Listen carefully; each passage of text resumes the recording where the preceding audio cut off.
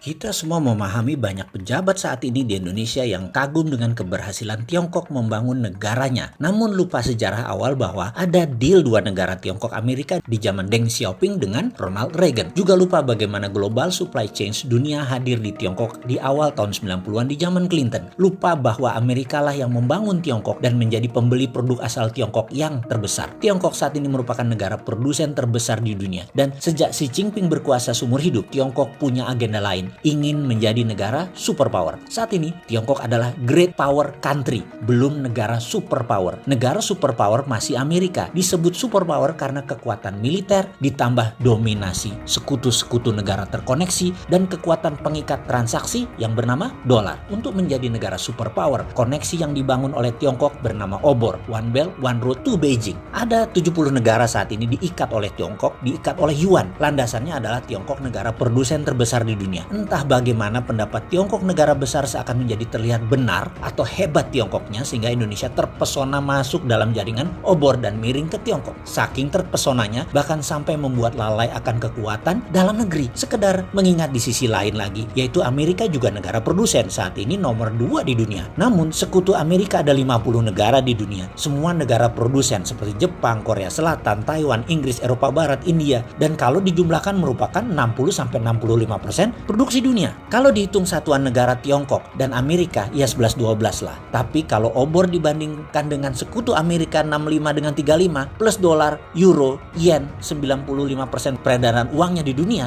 jauh lah. Yuan hanya 1,7%. Terlalu beresiko pindah sumbu tanpa persiapan matang di dalam negeri yang menganalisanya. Mungkin sudah dianalisa, namun siraman cuan, kecepatan lebih cepat dari kemampuan berpikir. Jadi Tiongkok is the best, layak diikuti dan ditiru. Dan ini yang menjadi peduli kita mengingatkan, dalam membangun ekonomi dalam negeri harus berbasis UKM. Apakah saat ini pejabatnya punya ilmu yang sama, solusi yang sama, dan strategi yang sama dengan kita? Kayaknya otot pengetahuan kita beda ya. Kayaknya platform bernegaranya juga beda. Saat ini fokusnya juga beda. Saat ini lebih senang dengan elitis digarap, bukan bottom of pyramid para UKM. Karena itu kita infokan hal yang mungkin pemerintah bisa adopsi. Jadi sekedar mengingatkan lagi, banyak negara sekutu karena COVID mencetak uang sebagai solusinya. Untuk itu, kita berikan lagi sudut pandang yang lain agar menjadi lebih paham mengapa uang mesti dicetak agar masalah keuangan selesai dengan cepat. Namun, maha guru ekonomi Indonesia tetap memuja sampai mati cetak uang adalah inflasi dan salah. Monggo, silahkan percaya sama ilmu kalian, tapi boleh dong ada ilmu lain kalian pelajari. Kembali mengingatkan, di tahun 2008 Amerika kena subprime mortgage yang mengakibatkan Amerika mencetak uang triliun dolar untuk membail out masalah lembaga keuangan yang bermasalah tadi. Kita sederhanakan biar paham. Saya, si Bosman Sontoloyo ini punya hutang 1 miliar ke Pak Jokowi. Pak Jokowi punya hutang 1 miliar ke Pak Pratik. Pak Pratikno juga punya uang 1 miliar ke Pak Luhut. Pak Luhut punya hutang dengan Pak Erik. Pak Erik punya hutang 1 miliar ke Bu Sri Mulyani. Terus akhirnya misalnya ke Pak Prabowo punya hutang ke bank.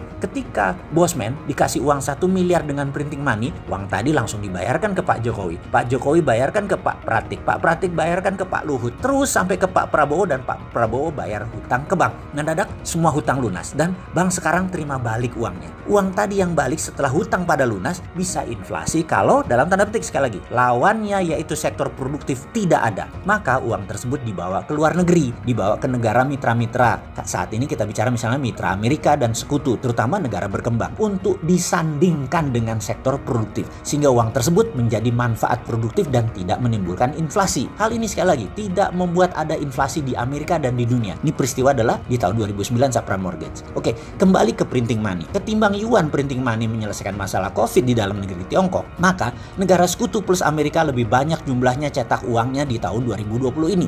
Amerika, Inggris, Jerman, dan negara Eropa banyak negara yang mencetak printing money saat ini untuk solusi ekonomi COVID. Inilah yang menjadi alasan mengapa kita ingin mengingatkan lagi ke pemerintah. Solusi ke depannya bagaimana sebaiknya agar Indonesia bisa menangkap peluang uang beredar banyak, dana murah lagi. Kembali ke zaman tahun 2011, 2012, 2013. Dana murah dari luar negeri yang membanjiri Indonesia akan kembali lagi seperti itu di tahun 2022 dan 2023. Inilah golden moment.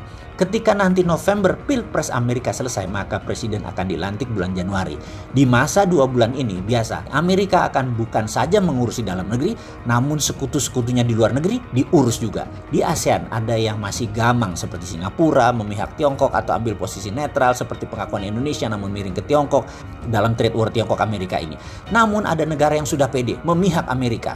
Pada pertemuan 11 September kemarin dengan Pompeo dalam First Mekong US Partnership Ministerial Meeting tersebut, Laos, Kamboja, Thailand, Myanmar, dan Vietnam terang-terangan mendukung Amerika. Maka bisa dipastikan di tahun 2021-2022 dana murah akan membanjiri negara-negara tersebut persis seperti Tiongkok di tahun 1980-1990-an. Trump atau Biden November nanti bukan masalah, tapi bisa dipastikan kalau Trump yang jadi gamat terbanyak negara. Karena itu ada baiknya Omnibus Law disahkan setelah pemilihan Presiden Amerika biar Indonesia nggak salah langkah. Tujuan Omnibus Law kan sederhana, mendatangkan hard currency ke Indonesia, meningkatkan kesejahteraan rakyat. Makanya hati-hati, jangan buru-buru. Tanya si Sontoloyo ini kayak sesekali, lupa, gue bukan siapa-siapa ya.